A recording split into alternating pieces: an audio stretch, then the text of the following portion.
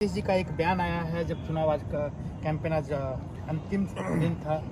उन्होंने कहा है कि भाई ये मेरा अंतिम चुनाव है, इसको कैसे देखा जाए? देखिए, हम तो अभी जो आखिरी चरण का चुनाव प्रचार है आज ख़त्म हुआ है और चुनाव प्रचार करके हम वापस लौटे हैं और उनके बयान को हमने देखा है। और आप जान रहे हैं कि हम लगातार चुनाव में नौजवान, बेरोज़गार, कमाई, दवाई, पढ़ाई, सिंचाई के मुद्दों को हम लोगों ने उठाया है और महिलाओं की बात हमने की है। हमने नियोजित शिक्षकों को समान काम समान वेतन देने की बात कही है। हमने जितने आंगनबाड़ी, स्वयं सहायता समूह जितनी हैं, जीविका दी, विकास मित्र, आशा वर्कर, उनको जो है नियमित और मानदेय को दुगुना से भी ज़्यादा देने की बात कही है। लगभग शिक्षा कुल बजट का 22% शिक्षा का हम लोगों ने कुल बजट के 22% को हम लोग खर्च करेंगे शिक्षा में, इसकी बात कही है।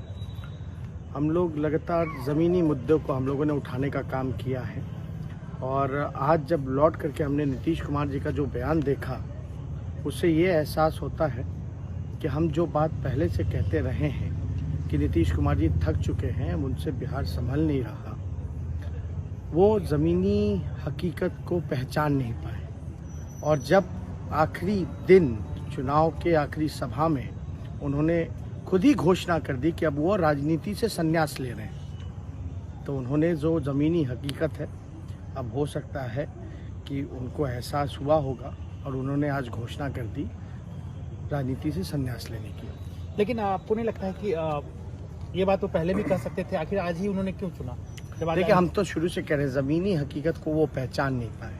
हम लोग मुद्दे की बात करते रहे, वो मुद्दे को भटकाने की कोशिश करते रहे और हम लगातार युवा, महिला, आपके किसान, नौजवान, मजदूर, महिलाओं की बात हम लोगों ने की है।